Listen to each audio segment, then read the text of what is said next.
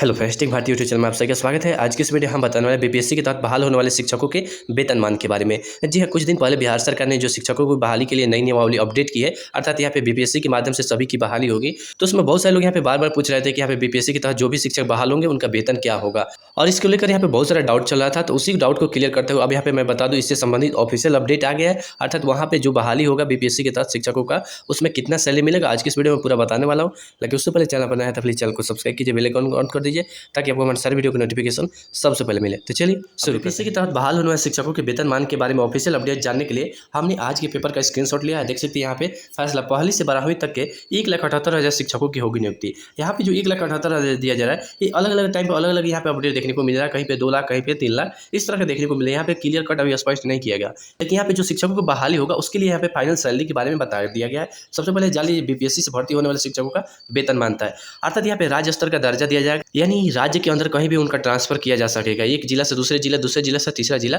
अब पहले की तरह नहीं है एक ही नियोजन इकाई में जैसे शिक्षक को बहाल हो गया तो वहीं पे रहना पड़ेगा। सो ऐसा नहीं है, अब बिहार के अंदर कहीं भी आपका ट्रांसफर किया जा सकता है, मतलब इसके तहत जितने भी लोग बहाल होंगे।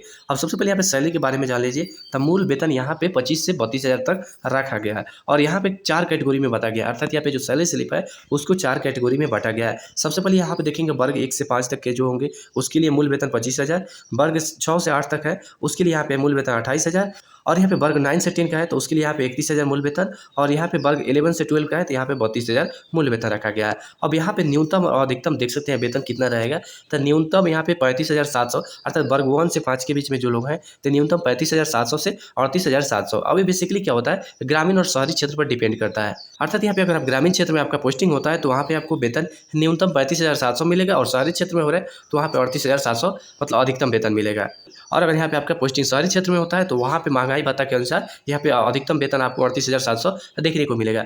इसी तरह यहाँ पे वर्ग 6 से 8 तक है तो यहाँ पे मूल वेतन 28,000, और इन लोगों का न्यूनतम वेतन 40,080 रुपया, और अधिकतम यहाँ पे 43,920। यहाँ पे भी ग्रामीण और शहरी क्षेत्र अर्थात इलाका पर डिपेंड करता है कि किस इलाका में कितना पैसा मिलेगा। फिर यहाँ पे वर्ग 9 से 10 के बारे में दिया जाए, अर्थात 44,460 रुपया न्यूनतम अगर आप ग्रामीण क्षेत्र में हो रहे हैं, और शहरी क्षेत्र में 48,366 रुपया। इसी तरह वर्ग 11 से 12 के बीच में बात करें तो यहाँ पे 45,920 से लेकर 49,760 यानी 50,000 रुपये तक यहाँ पे वेतन मिलेगा अगर शहरी क्षेत्र में है तो। ये तो रहा यहाँ पे वेतन के बारे में। अब इसमें क्या क्या रहेगा उसके बारे में जान लीजिए। तो सबसे पहले यहाँ पे देखेंगे आवास भत्ता, यानी यहाँ पे डियरनेस अलाउंस जो बोलता है वो 4 से 16% तक मिलेगा। सबसे पहले यहाँ पे कैटेगरी 1 में जानेंगे, अर्थात यहाँ पे वर्ग 1 से 5 तक। तो मूल वेतन यहाँ पे 25,000, डीए यहाँ पे डियरनेस अलाउंस बोलता है, अर्थात इसको महंगाई भत्ता समझे तो यहाँ पे 10,500, और HRA अर्थात हाउस रेंट अलाउंस यहाँ पे बेसिकली क्या होता है, आवास भत्ता 1,000 रुपया, अर्थात रूम किराए के लिए, मेडिकल के लिए 1,000, टोटल यहाँ पे 37,500 रुपया टोटल वेतन हुआ। इसमें से ईपीएफ कटौती होगा। ईपीएफ बेसिकली क्या होता है कि आपके वेतन का 12% कटौती होगा, ठीक है। यहाँ पे आप लोगों का ईपीएफ 1,800 रुपये कटेगा। अर्थात ईपीएफ बेसिकली क्या होता है, एम्प्लॉय प्रोविडेंट फंड होता है, जिसका सीधा मतलब होता है कि रिटायरमेंट के समय आपको ये रुपया मिलेगा। इससे क्या होगा कि बहुत सारे लोग ऐसे होते हैं कि अपना रुपया पूरा खर्च कर देते हैं, लेकिन सरकार बाद में ये रुपया देती है तो उससे उनका जीवन यापन आगे वृद्धावस्था में आसानी से गुजर जाता है। इसलिए यहाँ पे ईपीएफ होता है। अर्थात जो लोग यहाँ पे सरकारी कर्मी है या जो लोग प्राइवेट कर्मी है जिसमें 20 से अधिक कर्मचारी है उसमें ईपीएफ अकाउंट खुलता है, और आम जनता के लिए पीपीएफ अकाउंट खुलता है। पीपीएफ यानी पब्लिक प्रोविडेंट फंड। और सरकारी कर्मी और प्राइवेट कर्मी जिसमें 20 से अधिक कर्मचारी है, लेकिन यहाँ पे सरकारी में कर्मचारियों की कोई संख्या निश्चित नहीं है, अर्थात सारे का यहाँ पे ईपीएफ अकाउंट खुलेगा और उन सभी के यहाँ पे ईपीएफ कटेगा और बाद में रिटायरमेंट के समय दिया जाता है। इसके बारे में अलग नियम है, इसके बारे में अगर कहिएगा तो कंप्लीट वीडियो बना दूंगा।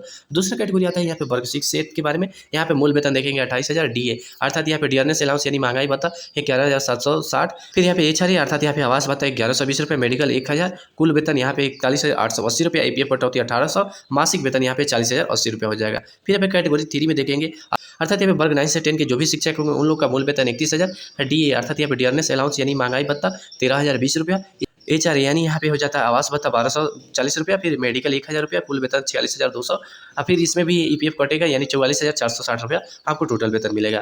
फिर यहाँ पे देखेंगे वर्ग 11 से 12 के बीच में, तो यहाँ पे भी आपको टोटल मासिक वेतन 45,920 रुपया, जिसमें डीए अर्थात महंगाई भत्ता 13,440, HRA अर्थात आवास भत्ता 1,280, मेडिकल 1,000 रुपया, टोटल वेतन यहाँ पे 47,720, इसमें से ईपीएफ कटौती होगा 1,800, टोटल बचेगा 45,920 रुपया। अर्थात यहाँ पे लोकेशन बेस होता है, यानी सीधा मतलब समझे ग्रामीण क्षेत्र में तो आपको यहाँ पे न्यूनतम वेतन इतना मिलेगा, और शहरी क्षेत्र में तो यहाँ पे अधिकतम जो वेतन दिया गया है उतना मिलेगा। जैसे देख सकते हैं 11 से 12 के बीच में तो यहाँ पे 50,000 तक आपको अधिकतम सैलरी मिलेगा, क्योंकि वहाँ पे महंगाई अधिक होता है। शहरी क्षेत्रों में रूम किराया सब कुछ लेकर वहाँ पे महंगाई अधिक होता है, इसलिए यहाँ पे शहरी क्षेत्रों के लिए अधिक वेतन दिया जाता है। इसी तरह हम बात करें यहाँ पे सिपाही की बहाली के बारे में, तो 21,391 पदों पर जल्द होगी बहाली। इसके लिए यहाँ पे बिहार पुलिस ने अधियाचना भेज दी है केंद्रीय चयन पार्षद जो सिपाही की भर्ती करता है उसके पास। अब यहाँ पे केंद्रीय चयन पार्षद द्वारा कुछ ही दिन के अंदर अर्थात एक सप्ताह के अंदर रोस्टर जारी कर दिया जाएगा। उसके बाद यहाँ पे वैकेंसी के लिए ऑनलाइन अप्लाई शुरू हो जाएगा।